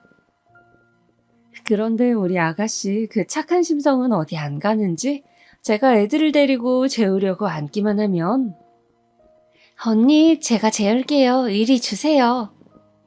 라며 성치도 않은 몸으로 일어나곤 했어요. 같이 집에서 애들 봐주는 것도 너무 감사한데 자기가 할 수 있는 건 해야 된다고요. 그러면 저는 이렇게 말하면서 아가씨를 억지로 등 떠밀어 방으로 보내곤 했습니다. 아니야, 아가씨는 애 낳은 지 얼마 되지도 않았는데 몸조리 잘해야지. 우리 예쁜 아가씨 몸 상하면 내가 더 속상해서 안 돼. 얼른 가서 쉬어요. 어느 날 제가 평소처럼 큰아이를 재우고 있는 동안 작은 아이의 머리를 쓰다듬는 아가씨의 모습을 보자 저 작은 몸에 벌써 아이를 낳고 엄마가 된 아가씨가 너무 대견해서 눈가가 촉촉해졌습니다. 그러면서도 너무 행복해서 웃음이 났어요. 아가씨가 저희 집에 다시 들어온 이후로 남편과 저는 자기 전마다 항상 침대에 누워 아가씨 얘기, 쌍둥이 얘기하느라 시간 가는 줄 몰랐습니다. 아가씨와 쌍둥이 덕분에 남편과 저의 사이도 더 돈독해지는 것 같았어요. 아가씨가 저희 집에 들어온 이후 김서방을 본 적은 손에 꼽을 정도로 적었습니다. 평일에는 바쁘다고 집에 못 온다길래 다니던 회사에서 일이 많은가 했더니 여기저기 직장을 옮겨 다니며 자리를 잡지 못하고 있더라고요. 끈기가 없는 스타일이라 한 곳에 진득하니 다니질 못하고 조금만 힘들면 그만두곤 했습니다. 그러다 보니 벌어오는 돈도 시원치 않아 아이들 기저귀 값이며 뭐며 우리 부부 돈으로 해결한 적도 많았어요. 어느 날은 남편이 그런 김서방을 앉혀두고 애 아빠는 그러면 안 된다. 아무리 힘들어도 가장으로서 책임감을 가지고 성실하게 회사를 다녀야 한다라고 훈계도 해봤지만 그저 어른이 하는 잔소리라고 여기는 것 같았습니다. 그 후에도 나아지는 게 전혀 없었으니까요. 한편으로는 김서방도 아가씨처럼 어린 나이에 애 아빠가 됐으니 아직 철이 없는 거겠지, 언젠가는 나아지겠지 하고 생각했습니다. 그 이후에도 김서방은 평일에는 어디서 자는 건지 집에도 거의 안 들어오고 주말에만 잠깐 와서 아이들을 보고 갔습니다. 도대체 어디서 생활하는 거냐 물어도 대답을 이리저리 피하기만 하더라고요. 그러던 와중 주말에 아가씨 방에서 크게 싸우는 소리가 들려 가보니 아가씨 부부가 심하게 싸우고 있었습니다. 아가씨는 바닥에 주저앉아 턴곡을 하고 있었고요. 저희 부부가 방에 들어가서 무슨 일이냐고 묻자 김서방은 방문을 쾅 닫고 집을 나가버렸어요. 집이 무너져라 턴곡하고 있는 아가씨를 겨우겨우 달랜 후 퉁퉁 부은 아가씨의 입에서 나온 이야기는 가히 충격적이었습니다. 그동안 김서방이 밖에서 다른 여자와 두 집 살림을 차리고 있었다는 게 아니겠어요? 평일에 그 여자네 집에서 먹고 자고 생활하며 애까지 임신했답니다. 세상에, 아직 쌍둥이들이 두 돌도 안 됐는데 그 여자는 임신 6개월이라네요. 김서방이 집에 하도 잘 안 들어오니까 아가씨도 평소에 의심하긴 했지만 증거가 없어서 긴가민가 했었다네요. 그런데 이번에 아예 들켜버리고 만 거죠. 김서방은 자기는 쌍둥이 키울 자신 없다며 네가 임신해서 어쩔 수 없이 책임진다고는 했는데 막상 결혼 생활해보니 못하겠다는 막말을 내뱉었답니다. 김서방은 그날 집을 나간 후 연락이 두절되었어요. 저와 남편은 그 상대 여자가 누군지 찾아내어 집으로 찾아가 보려고 했지만 김서방과 하도 평소에 교류가 없었던 탓에 정보를 얻기가 쉽지 않았습니다. 아가씨는 그날 이후로 방에 틀어박혀 하루 종일 울기만 했어요. 기운 내라고 맛있는 음식을 차려줘도 입맛이 없다며 먹는 둥 마는 둥 하고 가만히 쌍둥이의 얼굴을 바라보다가도 갑자기 눈물을 흘리곤 했습니다. 생기 있던 아가씨의 얼굴이 하루하루 빛을 잃어가고 말라갔어요. 저와 남편은 아가씨 걱정에 매일 밤잠을 설쳤습니다. 어떻게 하면 아가씨의 기분이 나아질까 고민하던 중 아가씨가 평소에 가고 싶어 했던 바닷가에 여행을 보내주면 좋겠다는 의견으로 뜻을 모았습니다. 저는 여행용 가방을 하나 사서 아가씨가 좋아할 만한 예쁜 원피스를 몇 벌 골라서 담았어요. 그리고 카메라와 밀짚 모자도 사서 넣어주었습니다. 그리고선 방에서 우울한 표정으로 혼자 생각에 잠겨있던 아가씨를 불러 얘기했어요. 아가씨, 기분 전환할 겸 바닷가에 여행 좀 다녀오는 거 어때요? 평소에 가고 싶어 했잖아. 쌍둥이들 키우느라 매일 집에만 있어서 답답했을 텐데 내가 쌍둥이 잘 돌보고 있을 테니까 걱정하지 말고 다녀와요. 필요한 건 내가 다 여행 가방에 넣어놨으니까 가서 사진도 많이 찍고 푹 쉬다 와요. 아가씨는 알듯 말듯한 표정을 짓고 한참을 가만히 있더니 저를 보고 싱긋 웃었어요. 언니, 고마워요. 아가씨는 여행 얘기에 갑자기 의욕이 생겼는지 그날부터 밥도 잘 챙겨 먹고 조금은 밝아졌습니다. 저와 남편은 여행 보내주기로 한 계획이 성공했다며 기뻐했어요. 며칠 뒤 아가씨는 잘 다녀오겠다는 인사와 함께 여행을 떠났습니다.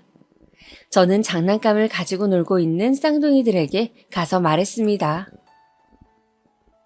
얘들아, 엄마 푹 쉬게 며칠만 외숙모랑 놀자. 엄마가 건강해야 너희도 좋은 거야. 쌍둥이들은 알아들었는지 못 알아들었는지 지들끼리 까르르 하며 놀더군요. 아가씨가 여행을 떠난 지 3일째. 간간히 연락을 하긴 했지만 혹시나 쉬는데 방해될까봐 궁금해도 참았어요. 집에 돌아오면 가서 뭐 하면서 지냈는지 자세히 물어봐야지 하고요. 돌아오는 날짜를 정하지 않고 떠난 여행이라 좀 오래 있다 오더라도 아가씨 기분이 좋아질 때까지 있었으면 좋겠다는 마음이었어요. 그런데 갑자기 출근해서 일하고 있던 남편에게 전화가 왔습니다. 지금 급하게 경찰서에 가고 있다고요. 아가씨에게 무슨 일이 생긴 것 같다면서 자세한 건 가서 확인하고 연락 준다고 하더라고요. 저는 혹시 큰일인가 싶어 안절부절했지만 쌍둥이를 놔두고 달려갈 수도 없는 노릇이라 집에서 발만 동동 구르고 있었어요. 몇 시간 뒤 남편에게서 온 연락은 충격 그 자체였습니다. 여보, 우리 미선이가 남편은 숨이 잘 쉬어지지 않는 듯 가슴을 치며 말을 잇지 못했어요. 전화기 너머에는 남편의 울음소리만 가득했습니다. 이런 적이 없는 남편이었는데 불길한 느낌에 울고 있는 남편을 닥달해서 무슨 일인지 캐묻고 말았습니다. 그게 제 인생 최악의 소식이 될 줄도 모르고요. 바로 아가씨가 여행지에서 사망했다는 소식이었습니다.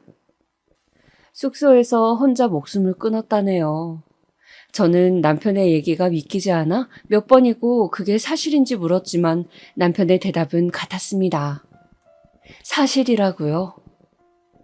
시신의 신원을 확인했는데 아가씨가 맞다면서요. 저는 그대로 주저앉았습니다. 그 후로 어떻게 지냈는지는 사실 기억이 잘 나지 않아요.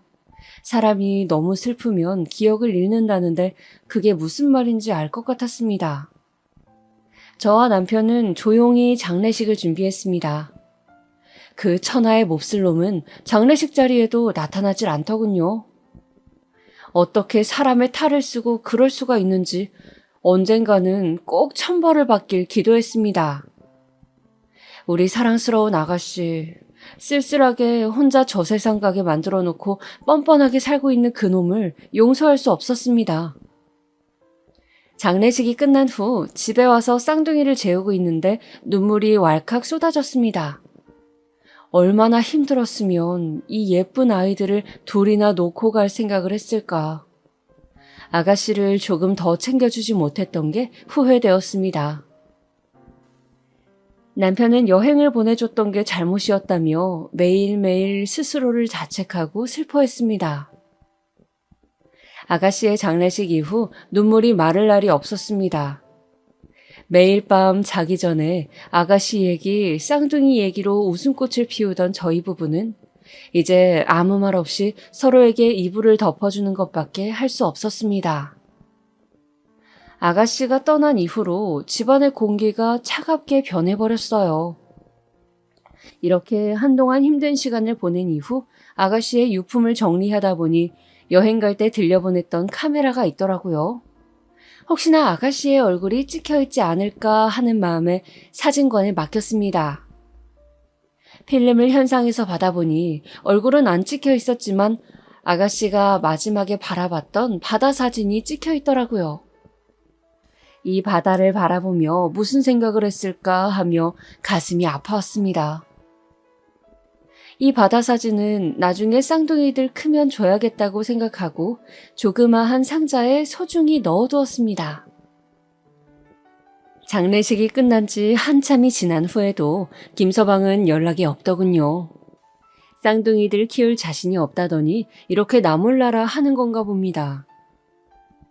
저도 쌍둥이들을 이제 어떻게 해야 하나 고민하고 있던 차에 남편이 먼저 얘기를 꺼냈습니다. 여보, 우리 쌍둥이들 우리 자식이다 생각하고 키우면 어떨까? 이 핏덩어리들 남의 손에 맡길 순 없잖아. 제발 부탁이야, 여보. 남편은 오래 고민하고 말한 듯 떨리는 목소리로 말하더군요. 저는 생각에 잠겼습니다. 그동안 쌍둥이들을 내 자식처럼 예뻐하면서 정성으로 키운 건 맞지만 조카로서 키우는 것과 정말 자식으로 품는 것은 다르다고 생각했습니다. 더군다나 친아빠가 살아있는데 우리가 키우는 것이 맞나 싶었습니다. 남편은 제가 결정하지 못하고 고민하는 것처럼 보이자 눈물을 흘리며 애원하더군요. 꽃다운 나이에 동생이 먼저 가버린 것도 가슴이 미어지는데 조카들까지 보낼 수는 없다고요. 평생의 마지막 소원이라며 그렇게만 해준다면 죽을 때까지 저한테 잘하겠다면서요. 저는 남편의 눈물에 더 이상 고민하지 않고 고개를 끄덕였습니다. 저한테도 소중한 조카들이니까요. 아가씨를 예뻐했던 만큼 조카들에게도 그만큼 잘해줄 자신이 있었습니다. 하지만 이제는 조카가 아닌 딸 아들로서 잘해주겠다고 다짐했습니다. 그렇게 쌍둥이는 저희 부부에게 가슴으로 낳은 자식이 되었습니다. 세상에서 무엇과도 바꿀 수 없는 소중한 자식으로요. 쌍둥이는 워낙 어릴 때 엄마가 죽어서인지 죽음에 대한 개념도 알지 못했습니다. 아가씨가 죽은 후 일주일 정도는 엄마를 찾으며 울었지만 엄마가 없는 생활에 금방 적응을 하더라고요. 그리고 쌍둥이들이 말을 하면서부터는 자연스럽게 저를 엄마로, 남편을 아빠로 불렀습니다. 우리 부부 주변 사람들에게 가슴으로 낳은 자식이라고, 우리 자식이라고 쌍둥이를 소개했습니다. 주변에서는 저보고 대단하다며 어떻게 내 배 아파 낳은 자식도 아닌데 키울 수가 있느냐 하며 신기해했지만 저한테는 아무것도 아닌 일이었어요. 쌍둥이는 누가 뭐래도 제 자식이니까요. 누가 낳았건 그건 중요한 게 아니었습니다. 우리는 행복한 내 가족이었어요. 그나마 다행이었던 건 남편 하는 일이 잘 되는 편이라 쌍둥이를 키우는데 부족함이 없었던 점이었습니다. 혹시나 친엄마, 친아빠가 아닌 걸 알고 주변에서 놀림을 당하지는 않을까, 무시를 당하지는 않을까 하는 마음에 항상 좋은 것을 해주려고 노력했습니다. 저도 친부모 밑에서 크는 아이들에 비해 사랑을 덜 받는 느낌을 주지 않게 하려고 아이들이 클 때까지 집에서 아이들을 돌보는 데만 집중했습니다. 저희 부부의 마음이 전해졌는지 아이들은 별탈 없이 건강하게 잘 자라주었습니다. 몇 년이 지나 아이들이 학교에 들어갈 즈음 뭔가가 이상하다는 것을 알아채기 시작했습니다. 비록 쌍둥이를 저희 부부가 키우긴 했지만 정식으로 입양을 한 것은 아니기에 아이들 성과 남편의 성이 달랐기 때문입니다. 어느 날 큰아이가 물어보더군요. 친구들은 아빠랑 성이 같은데 자기는 왜 성이 다르냐고요. 남편과 저는 아이들에게 진실을 이야기해 줄 때가 되었다고 생각했습니다. 아직 어리긴 하지만 충분히 이해할 수 있을 거라고 믿었습니다. 얘들아, 너희 친구들은 부모님이 배 아파서 낳은 거 알고 있지? 너희는 엄마 아빠가 가슴으로 낳은 거란다.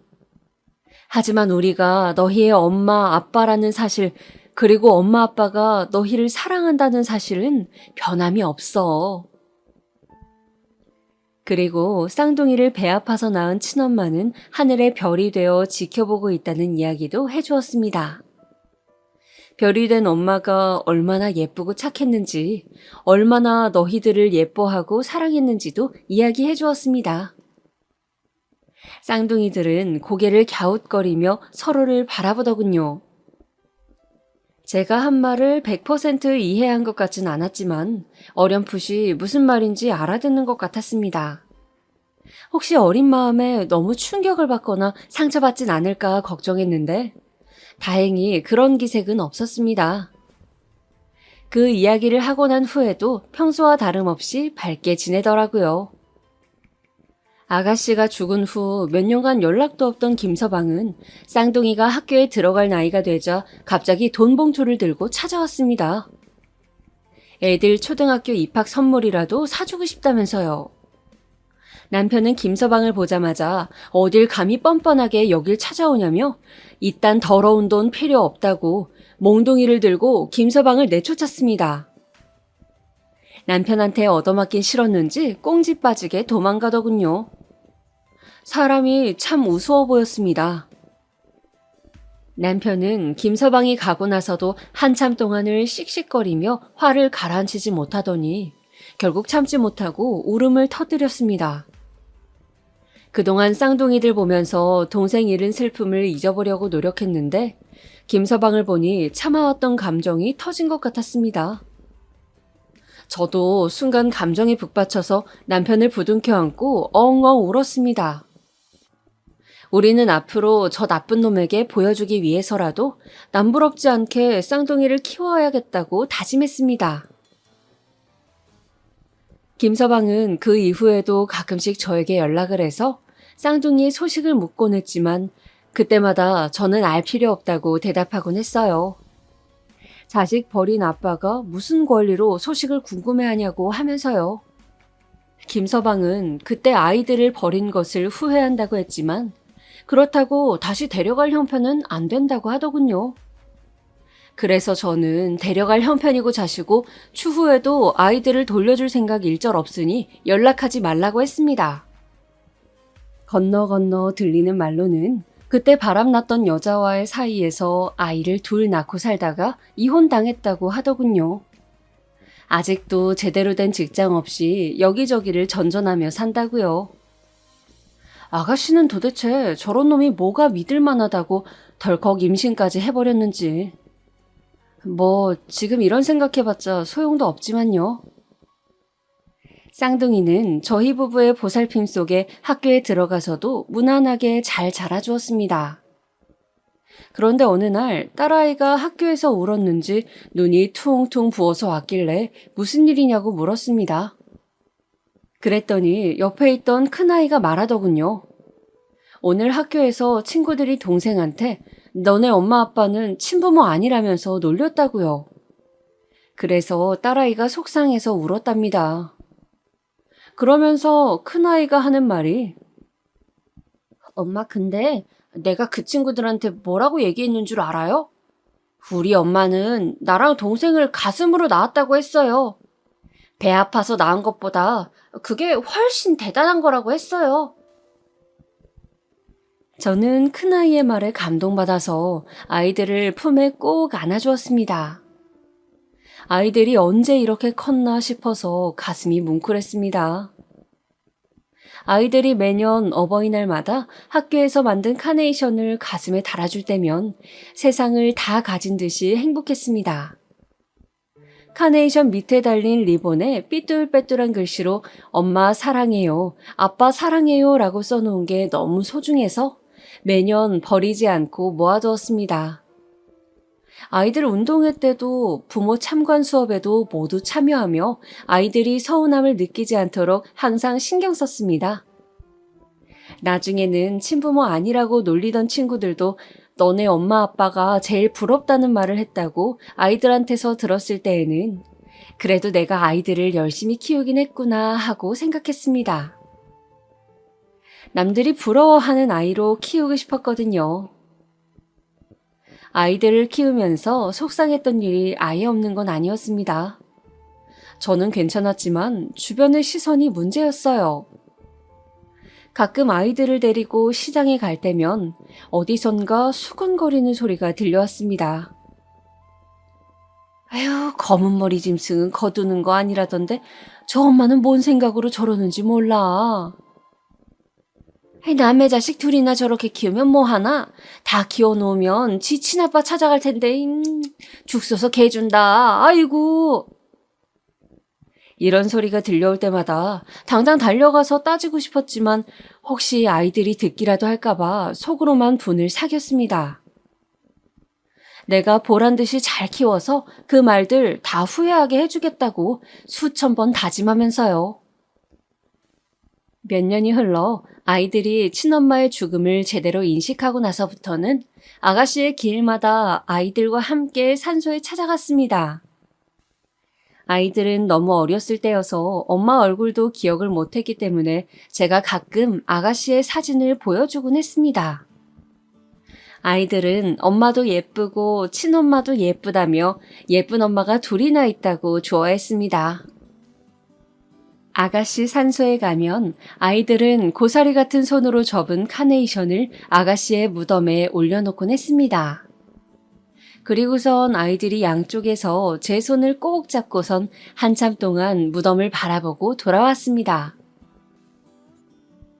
아이를 둘이나 키우다 보니 정신없이 시간이 훅훅 지나가더군요. 그 꼬물거리던 아이들이 어느새 자라 벌써 고등학교를 졸업하게 되었습니다. 아들내미는 물론이고 딸아이까지 제 키를 진작에 훌쩍 넘어버렸어요. 아이들은 고등학교 졸업 후 그럭저럭 성적에 맞춰서 대학교에 진학했습니다. 둘 다 공부에 뜻이 없었던지라 대학교 시절부터 아르바이트만 열심히 하더라고요. 두 아이가 같이 첫 알바 월급으로 빨간 내복을 사서 저희 부부에게 선물했을 때는 가슴이 쿵 내려앉는 기분이었습니다.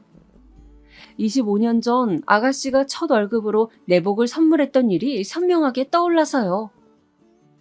남편도 같은 기분을 느꼈는지 눈에는 눈물이 고인 채 멍한 얼굴로 허공만 응시하더라고요. 그날 저와 남편은 기쁨의 눈물을 흘렸습니다. 이후 아이들은 대학교를 졸업하고 취직을 하자마자 바로 독립을 했습니다. 마침 둘이 같은 지역에 직장을 구하게 되어서 남매끼리 같이 자취를 하겠다고 하더라고요. 저희 부부는 아이들에게 자취방을 구해주고 우리가 지금 사는 집은 정리하기로 했습니다. 이제 아이들도 스스로 살 수 있을 만큼 다 키워놓았고 그동안 고생했으니 시골에 내려가서 편안하게 살기로 했어요. 예전부터 남편이 귀농하고 싶다는 얘기를 했었는데 저도 언젠가 나이 들면 그러고 싶은 생각이 있었거든요. 남편이 마침 시골에 봐둔 땅이 있다고 해서 거기에 작은 집을 지어 살기로 했습니다. 저희 부부 둘이 살 거라서 방 2개짜리 작고 아담한 집을 지었습니다. 남편은 원래 하던 일을 접고 동네 어르신들 집 고쳐주고 물건 수리해주면서 소소하게 용돈벌이를 했습니다. 그래도 모아둔 돈이 조금은 있어서 당분간 생활하는 데 지장은 없었습니다. 저는 집 앞에 텃밭을 가꾸어 채소들을 심고 가꾸었습니다. 농사를 해본 적이 없어서 아직 형편없었지만 몇 년 더 해보다 보면 동네 시장에서는 팔 수 있지 않을까 해서요. 시골 생활은 정말 한적하기도 하고 바쁘기도 했습니다. 마음은 한적한데 몸은 바쁘다고 해야 할까요? 도시 생활을 접고 내려와서 산과 들의 맑은 공기를 마시니 마음은 참 한적한데 생각보다 해야 할 일도 많고 바쁘더라고요. 그래도 이런 생활이 참 좋았습니다. 아이들이 가끔 주말에 내려오면 마당에서 고기도 구워 먹고 즐겁게 보냈습니다. 아이들도 펜션에 놀러 온 것 같다며 좋아하더라고요. 아이들은 직장에 1년 남짓 다니다가 관두더니 둘이서 돈 조금 모은 걸로 무슨 사업을 하겠다고 이리저리 바쁜 것 같더라고요. 어린 나이에 사업이라니 걱정이 되긴 했지만 그래도 젊을 때 추억이니 하고 싶은 거 다 해보라고 했습니다. 대신 해보고 정 안 되면 깔끔하게 포기하라고 당부했어요. 나이만 먹으면 나중에 다시 취직하기 힘들다고요. 사업 아이템이 뭔지, 어떻게 진행할 건지 구체적인 계획은 물어보지 않았어요. 괜히 이것저것 참견하는 게 될 것 같기도 하고 새로 시작하는 아이들에게 방해가 될 것 같아서요. 그렇게 아이들이 사업을 시작한다고 한 지 몇 년이 지났습니다. 잘 되고 있는 건지 아닌 건지 물어봐도 대답을 잘 안 해주더라고요. 가끔씩 전화가 와서 공과금 낼 돈이 모자라다며 몇십만 원만 빌려달라고 하는 걸 보니 잘 안 되는 것 같았어요. 남편은 시내로 나가는 길목에 작게 철물점을 차렸습니다. 그래도 생활비로 쓸 정도는 벌고 있어서 아이들이 필요한 용돈 정도는 줄 수 있었습니다. 저도 농사가 어느 정도 손에 익고 나니 지금은 웬만한 채소는 직접 길러서 먹고 남는 건 동네 사람들 나눠주거나 남편 가게 옆에 펼쳐놓고 팔기도 했습니다. 아이들만 잘 되면 더할 나위 없이 행복한 삶이었어요. 그렇게 시간이 흐르고 흘러 벌써 아이들이 30대가 되었네요. 저도 이제는 눈가에 주름이 자글자글한 60대가 되어버렸어요. 세월이 참 빠르죠. 사실 아이들이 30살을 넘으면서부터는 걱정이 되기 시작했어요. 사업이 잘 안 되면 얼른 취직 자리를 알아보라고 잔소리를 하기도 했습니다. 하지만 아이들은 알겠다고 대답만 하고 실제로는 어떻게 하고 있는지 모르겠더라고요. 그래도 이 나이 먹기까지 남매가 싸우지도 않고 같이 뭔가 해보겠다고 사이좋게 지내는 걸 보니 그것만으로도 다행이다 싶었습니다. 그리곤 얼마 전 어버이날이었습니다. 아이들은 어버이날이라고 또 선물을 바리바리 싸들고 시골에 내려왔어요.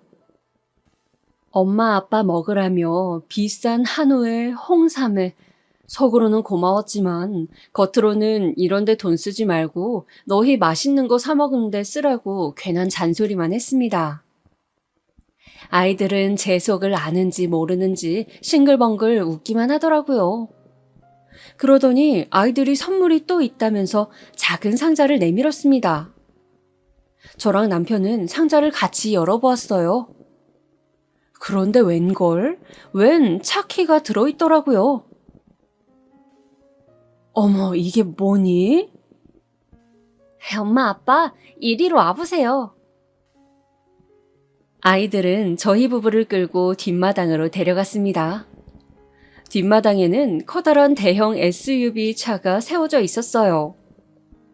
제가 차종은 잘 몰라서 이게 얼마짜리 차인지는 잘 모르겠지만 딱 봐도 비싸 보이는 외제차였습니다.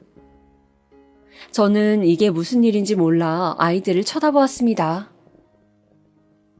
엄마, 아빠, 이제 우리 이 차 타고 주말마다 같이 여행 다녀요. 저와 남편은 어리둥절해서 도대체 어떻게 된 일인지 아이들에게 물었습니다.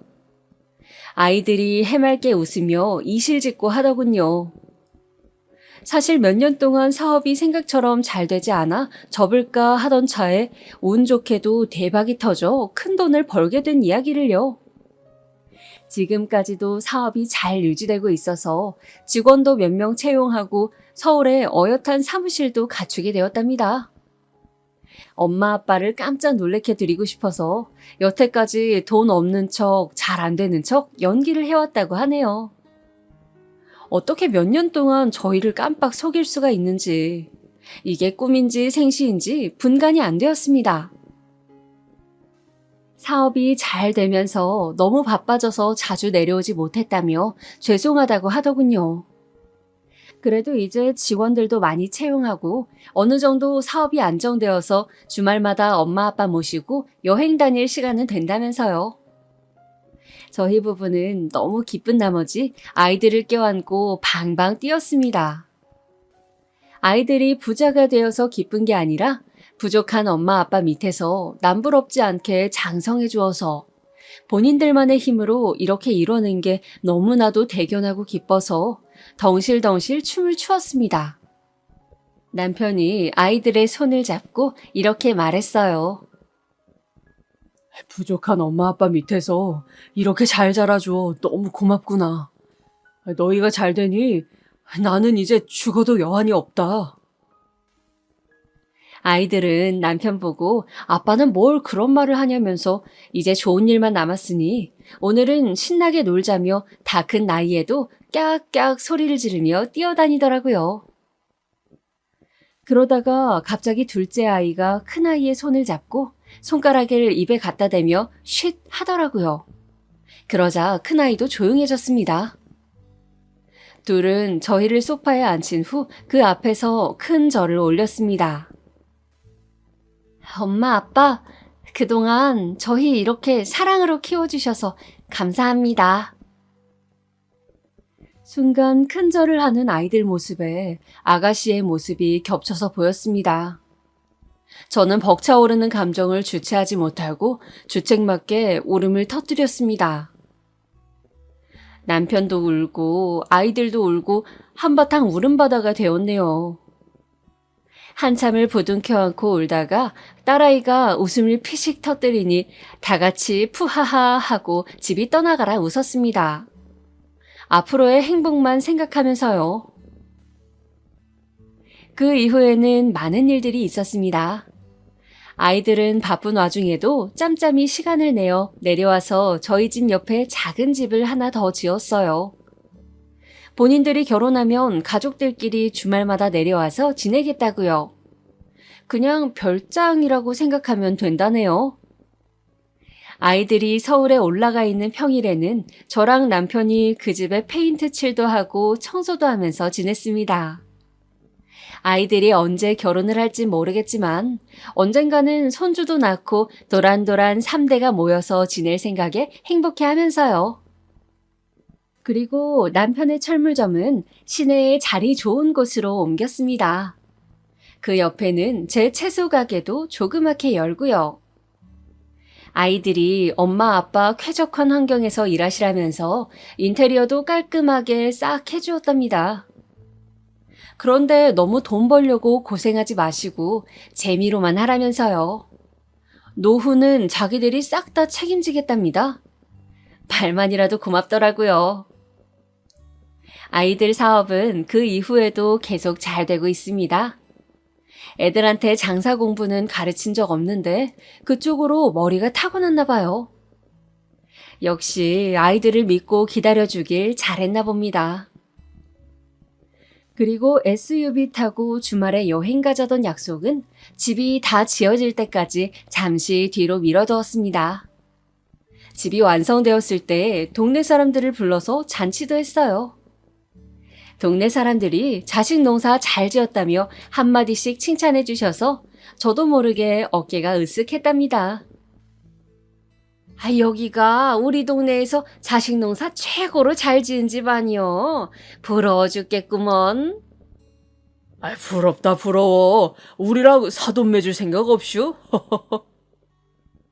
검은 머리 짐승 거둔다고 욕먹던 제가 이제는 자식 농사 최고로 잘 지은 여자가 되었네요. 그때 시장에서 욕하던 사람들이 지금 모습을 본다면 뭐라고 말을 할까요? 아마 부끄러워서 제 앞에서 고개도 못 들 겁니다. 이런저런 생각에 정신없이 잔치가 끝난 후 우리는 첫 가족 여행을 어디로 갈지 의논했습니다. 그때 큰아이가 생각해둔 곳이 있다며 봉투에서 사진 한 장을 꺼내더군요. 사진을 본 저는 깜짝 놀랐습니다. 아가씨의 유품에 있던 사진이었습니다. 아가씨가 마지막으로 바라봤던 그 바닷가 말입니다. 엄마, 아빠, 우리 첫 가족 여행은 여기로 가요. 꼭 가고 싶어요. 저와 남편은 말없이 고개를 끄덕였습니다. 비록 아가씨가 외로이 목숨을 끊은 곳이긴 했지만 마지막으로 추억을 남기고 간 곳이기도 했거든요. 아이들에게 친엄마에 대해서 알려주면서 사진도 보여준 적이 있었는데 아이들이 나중에 그걸 기억해내고선 저희 집에 왔을 때 몰래 사진을 가져간 거였습니다. 그러고선 둘이서 이미 그 바닷가를 첫 여행지로 결정하고 저희의 동의를 구한 거였어요. 그게 2주 전, 그리고 지금은 아들, 딸, 남편과 함께 그때 그 바닷가에 와 있습니다. 아이들과 바닷바람을 쐬면서 바닷가를 거닐기도 하고 저녁에는 회에 소주 한 잔도 마셨어요. 막상 오면 아가씨 생각에 우울할 줄 알았는데 생각보다는 덤덤하네요. 남편과 아이들도 하루 종일 즐거워 보였습니다. 하루 종일 즐거운 시간을 보내다가 모두들 자러 갔는데 저는 잠이 영 오지 않아 제가 살아온 인생을 글로 한번 적어보는 중입니다. 글로 적다 보니 그래도 참 잘 살아왔다는 생각이 드네요. 30년 전 아이들을 품은 제 선택을 지금에서야 마음 놓고 칭찬해주고 싶습니다. 내일은 가족들과 바닷가에서 가족 사진을 찍기로 했어요. 아가씨가 남겨놓은 그 사진 속 같은 장소, 같은 구도에서 이번에는 풍경만이 아닌 저희 가족이 담긴 사진을 찍으려고요. 나중에 저승 가서 아가씨를 만난다면 이 사진을 꼭 전해주고 싶어요. 저는 괜히 하늘을 바라보며 나지막히 말해봅니다. 아가씨, 쌍둥이들 때문에 하늘에서 걱정이 많았죠? 이제 걱정하지 않아도 돼요. 우리 애들 누구보다도 더 잘하고 있으니 이제 한시름 놓고 편히 쉬어요. 제 말이 아가씨에게 닿았을까요? 하늘에서 별 하나가 반짝하네요. 오늘따라 해맑던 아가씨의 미소가 생각이 많이 나는 밤입니다. 그럼 저는 이만 자러 가야겠어요. 내일 가족 사진 찍으려면 일찍 자야 하거든요. 제 얘기 들어주셔서 감사하고 여러분도 행복한 하루 보내시길 바랍니다.